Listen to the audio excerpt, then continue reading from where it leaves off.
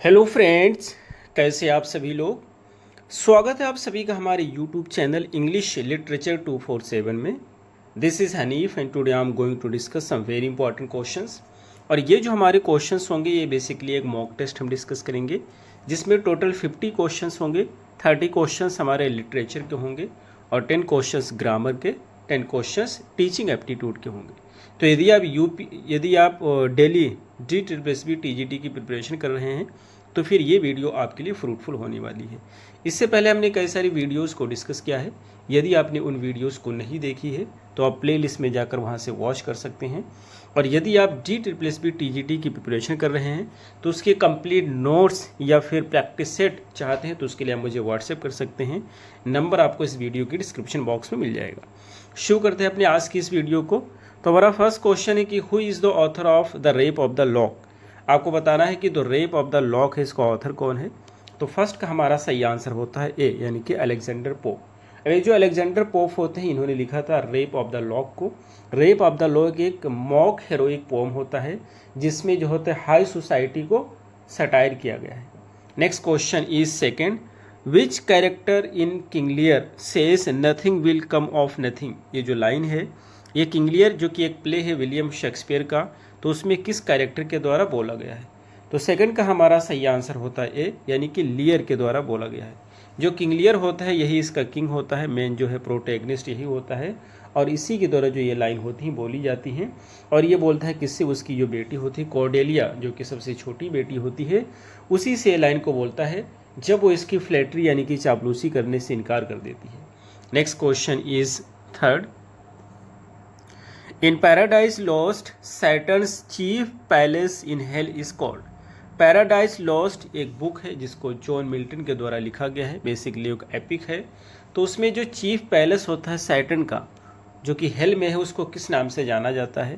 तो थर्ड का हमारा सही आंसर होता है ए, यानी कि पैंडेमोनियम। अभी जो पैंडेमोनियम होता है ये एक ऐसी जगह है जहाँ पर सारे डेमन्स रहते हैं, सारे शैतान रहते हैं और ये जो जगह होती है वो हेल में होती है। Next question is fourth, who wrote the second कमी। सेकंड कमी एक पोम है, आपको बताना है ये किसके द्वारा लिखा गया था। तो फोर्थ का हमारा सही आंसर होता है बी, यानी इसको WB यीट्स के द्वारा लिखा गया था। Next question is fifth, waiting for Godot was first performed in. ये जो प्ले है वेटिंग फॉर गोडॉट, इसको बताना है कि फर्स्ट टाइम कब इसे परफॉर्म किया गया था।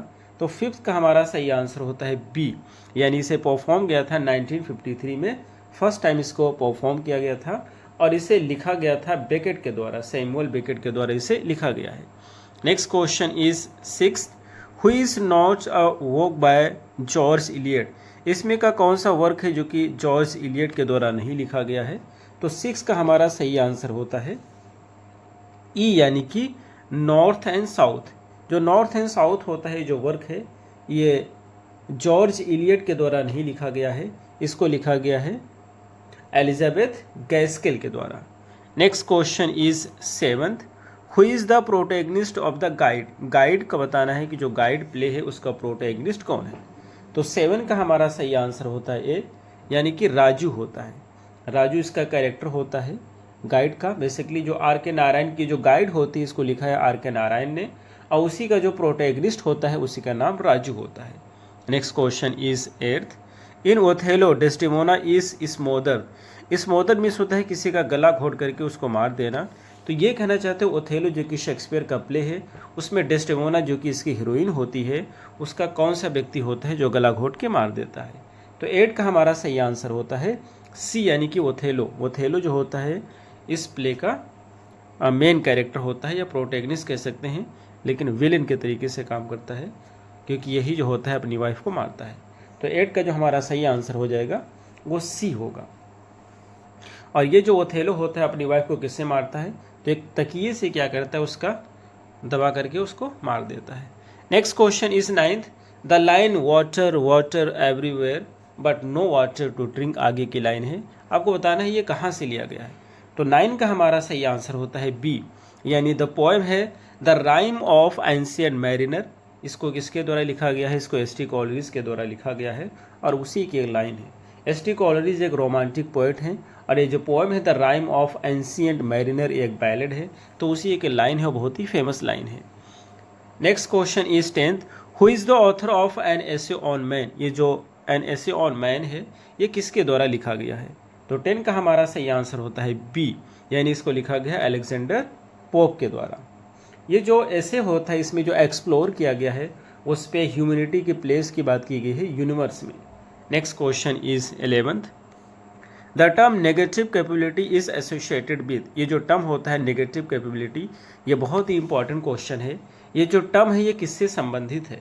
तो 11 का हमारा सही आंसर होता है सी, यानी कि जो टर्म होता है ये जॉन कीट्स से संबंधित है। इसमें क्या होता है कि अनसर्टेनिटी को बगैर किसी फैक्ट के स्वीकार कर लेना, और उसी को बोलते हैं negative capability. Next question is 12, who wrote in memoriam AHH। AHH की मीनिंग होती है ऑर्थर हेनरी हेलम। तो आपको बताना है कि इन मेमोरियम ऑर्थर हेनरी हेलम किसके द्वारा लिखा गया था? तो 12 का हमारा सही आंसर होता है ए, इसको लिखा गया था अल्फ्रेड लॉर्ड टेनिसन के द्वारा। इनके जो फ्रेंड होते हैं ऑथर हेनरी हेलम, उनकी डेथ हो जाती है और उन्हीं की डेथ पे इस पोम को कंपोज किया गया था। ये जो इन मेमोरियम AHH है ये एक एलिजी है। Next question is 13, the waste land is dedicated to. The waste land बहुत ही फेमस पोम है जिसको T.S. एलियट के द्वारा लिखा गया है। आपको बताना है कि इसे किसे डेडिकेट किया गया है। तो 13 का हमारा जो सही आंसर होगा वो फर्स्ट होगा, यानी कि इसे डेडिकेट किया गया है एजरा पाउंड को। Next question is 14th, in pride and prejudice mister Darcy's state is called. Novel जो है प्राइड एंड प्रेजुडिस में, तो मिस्टर डार्सी का जो स्टेट होता है उसको किस रूप से जानते हैं हम? तो 14 का हमारा जो सही आंसर होगा वो ए होगा, यानी कि Pemberley. Next question is 15, which play contains the line all the world is a stage. ये जो लाइन है all the world is a stage, इसमें फिगर ऑफ स्पीच मेटाफर का प्रयोग किया गया है, कई बार एग्जाम में पूछा गया है और इसमें बोला गया है इसमें कौन सी फिगर ऑफ स्पीच है, तो इसमें मेटाफर यूज़ किया गया है। आपको बताना है कि ये किस प्ले में लाइन यूज़ की गई है। तो 15 का हमारा सही आंसर होता है सी, एज यू लाइक इट में, जिसको लिखा गया है विलियम शेक्सपियर के द्वारा। ये जो लाइन आती हैं इसको जैक्स के द्वारा बोला जाता है, वो अपने मोनोलॉग में बोलता है एक्ट 2 सीन 7 में। Next question is 17, a passage to India was written by. आपको बताना है कि अ पैसेज टू इंडिया किसके द्वारा लिखा गया था। तो 16 का हमारा सही आंसर होता है बी, यानी कि इसको E.M. फॉस्टर के द्वारा लिखा गया था। Next question is 17, who wrote the duchess of Malfi. The duchess of Malfi किसके द्वारा लिखा गया था? तो 17 का हमारा सही आंसर है बी, यानी कि वेबस्टर के द्वारा लिखा गया है, जॉन वेबस्टर। तो ये जो द डचेज ऑफ माल्फी होता है एक जैकोबियन रिवेंज ट्रेजेडी होता है जिसको जॉन वेबस्टर के द्वारा लिखा गया था। Next question is 18th, in the Tempest Prospero is the Duke of. Tempest जो कि एक प्ले है, विलियम शेक्सपियर का लास्ट प्ले है, और इसमें जो प्रोस्पेरो होता है वो कहाँ का ड्यूक होता है, ड्यूक यानी कहाँ का किंग होता है। तो 18 का हमारा सही आंसर होता है ए, यानी कि मिलान का किंग होता है और ये मिलान का राइटफुल ड्यूक होता है, यानी कि इसी का अधिकार होता है उस पर। Next question is 19, the term sprung rhythm is associated with. ये जो टर्म है स्प्रंग रिदम, ये बहुत ही इंपॉर्टेंट क्वेश्चन है, एग्जाम में पूछा जा चुका है इससे पहले। आपको बताना है कि ये जो टर्म है ये किससे संबंधित है, किस व्यक्ति से संबंधित है। तो 19 का हमारा सही आंसर है ये हॉपकिंस से। ये टर्म होता है जो ये हॉपकिंस होते हैं, इनका फुल नाम होता है जेरार्ड मैनले हॉपकिंस। इन्होंने इस टर्म को डेवलप किया था स्प्रंग रिदम को फॉर नेचुरल स्पीच पैटर्न के लिए। Next question is 20, who wrote Hind Swaraj. आपको बताना है कि हिंद स्वराज किसके द्वारा लिखा गया था। तो 20 का हमारा सही आंसर होता है गांधी के द्वारा इसे लिखा गया था।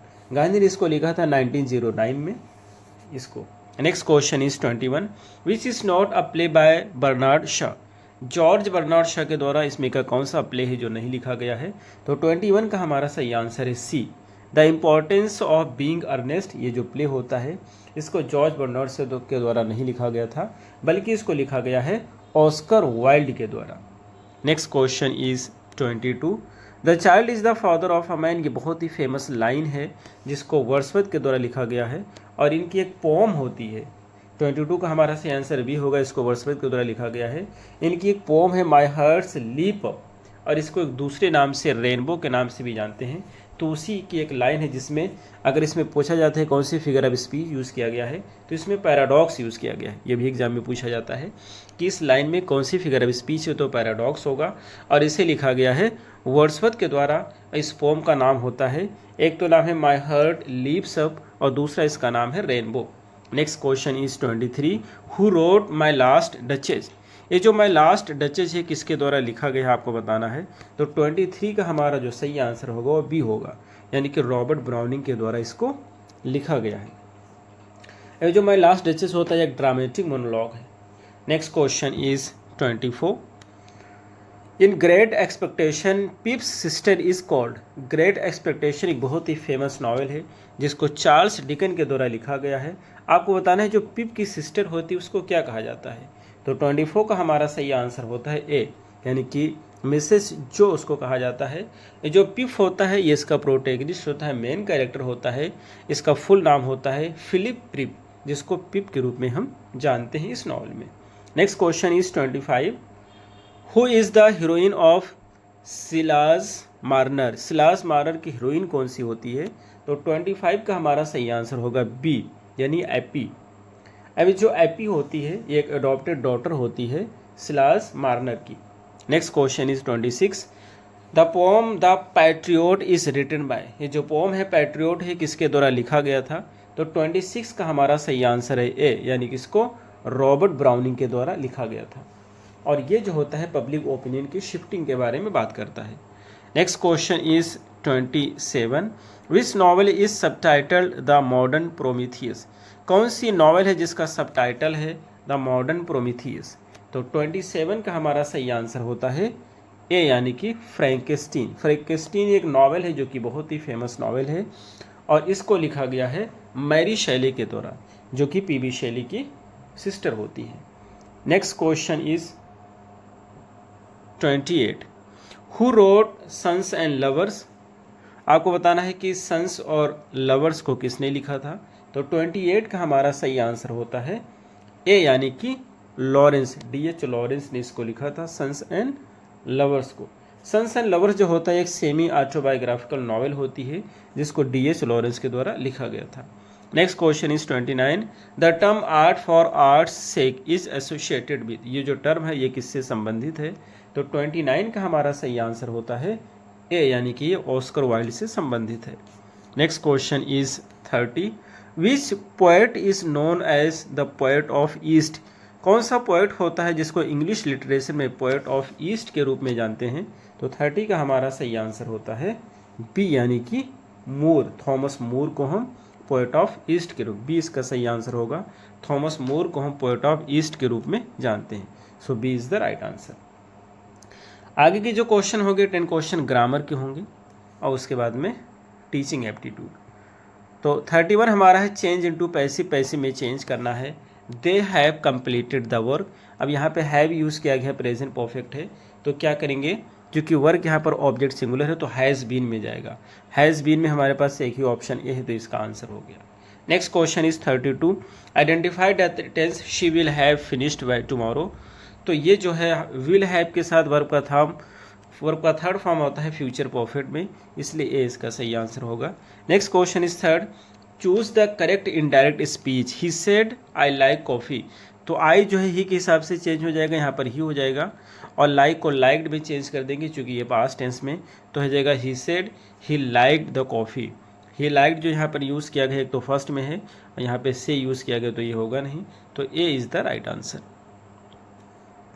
Next question is 34, fill in the blanks he is afraid. Afraid के बाद हमेशा ऑफ आता है, तो यहाँ पर B is the right answer, यानी कि उसको स्नेक से डर लगता है। Next question is 35, which is a complex sentence. Complex sentence इसमें से कौन सा है। तो जब कभी भी कॉम्प्लेक्स सेंटेंस की फ्रेमिंग होती है तो उसमें दो सेंटेंस आते हैं, एक प्रिंसिपल क्लॉज आता है, दूसरा सबऑर्डिनेट क्लॉज होता है। तो जब भी किसी सेंटेंस में इफ़ है, अनटिल है, अनलेस है, बिफोर है, इन केस है, एज सुन एज है, व्हेन है, दैट है, तो यह सारे सेंटेंस हमारे कॉम्प्लेक्स सेंटेंस फ्रेम करते हैं, इस वजह से B is the right answer.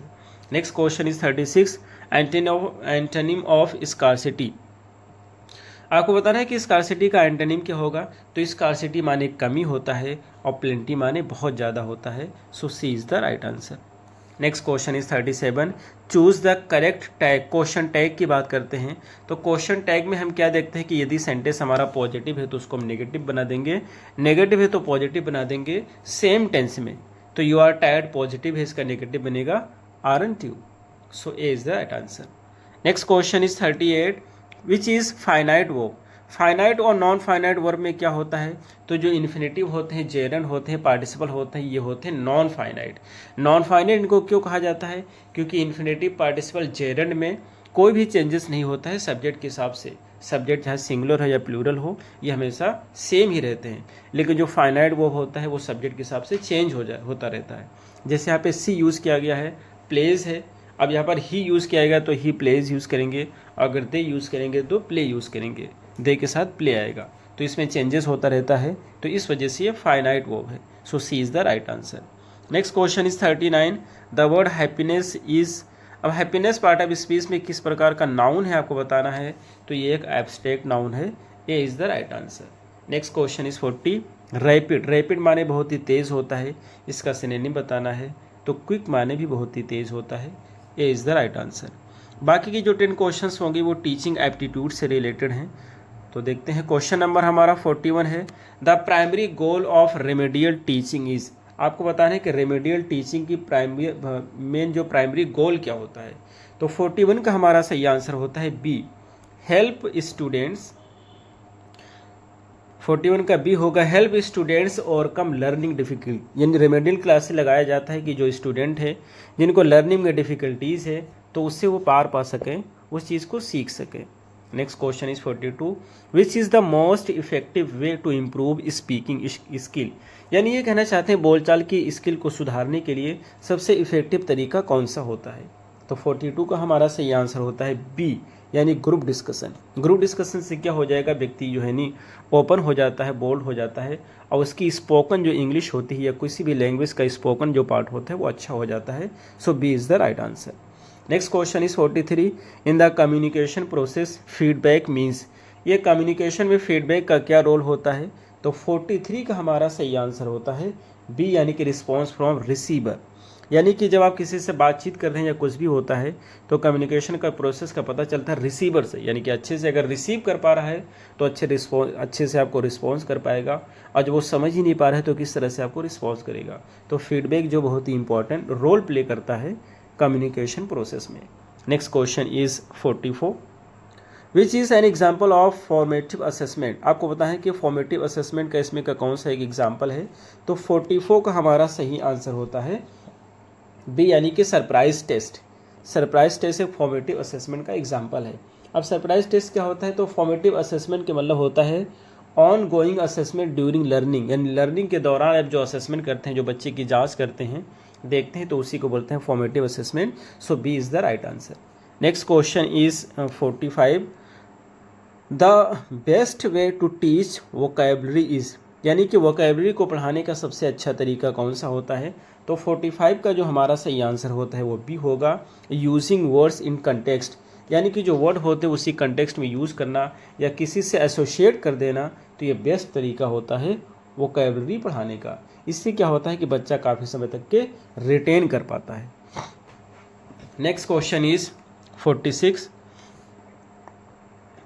Which teaching add is most useful for pronunciation. कौन सा टीचिंग एड होता है जो प्रोनाउंसिएशन के लिए बहुत ज़्यादा यूजफुल होता है, तो 46 का हमारा सही आंसर हो जाएगा सी, फोनेटिक चार्ट। फोनेटिक में क्या होता है, प्रोनाउंसिएशन पे बहुत ज़्यादा जोर दिया जाता है, सिखाया जाता है, इस वजह से ये बहुत ही इंपॉर्टेंट रोल प्ले करता है प्रोनाउंसिएशन को इम्प्रूव करने में। Next question is 47, which method emphasises direct association of meaning without translation. ये कहना चाहते हैं कौन सा मेथड होता है जिसमें डायरेक्ट पढ़ाया जाता है, उसको ट्रांसलेट नहीं किया जाता है, तो 47 का हमारा सही आंसर होता है बी, यानी कि डायरेक्ट मेथड। आजकल जितने भी स्कूल्स होती हैं, बेसिकली इंग्लिश में से मीडियम जितने भी स्कूल्स होती हैं, वहाँ पे टेक्स्ट को ट्रांसलेट नहीं किया जाता है, बल्कि डायरेक्ट मेथड का प्रयोग करके डायरेक्ट ही उसको पढ़ाया जाता है, तो B is the right answer. Next question is 48, which skill is enhanced by listening to English news. अगर आप इंग्लिश के न्यूज़ को सुनते हैं तो उससे कौन सी स्किल आपके अंदर डेवलप होगी, कौन सी स्किल आपके अंदर इंक्रीज होगी। तो 48 का सही आंसर होता है बी, यानी कि लिसनिंग कॉम्प्रिहेंशन। जब भी कोई चीज़ को आप सुनेंगे तो उसमें आपकी लिसनिंग पावर बढ़ती है। तो यदि किसी न्यूज़ को इंग्लिश में सुनते हैं तो उससे आपकी इंग्लिश के लिसनिंग की कॉम्प्रिहेंशन स्किल जो होगी वो डेवलप होगी, वो अच्छी होगी। Next question is 49, brevity is the soul of wit is an example of. ये कहना चाहते हैं जो है नहीं, ब्रेविटी में संक्षिप्तता होता है, तो जो संक्षिप्तता होता है वो विट मीन्स होता है विजडम, तो विजडम का सोल होता है। तो ये क्या होता है, अफोरिज्म होता है। अफोरिज्म बेसिकली क्या होता है, सूक्ति होती है, या आप कह सकते हैं प्रोवर्ब होता है, सुंदर वाक होता है, तो उसी को बोलते हैं aphorism. Last question is 50, a good question paper should be. एक गुड क्वेश्चन पेपर को कैसे होना चाहिए, तो 50 का हमारा सही आंसर होता है बी, वैलिड हो, रिलायबल हो, ऑब्जेक्टिव हो। तो ये रहे हमारे आज के क्वेश्चंस। ये टेस्ट आपको कैसा लगा एक बार आप ज़रूर बताएंगे, ताकि हम आगे और भी मॉक टेस्ट आपके लिए ला सकें। आई होप कि आपको समझ आया होगा। फिर मिलते हैं अगली वीडियो में। Till then take care, have a good time.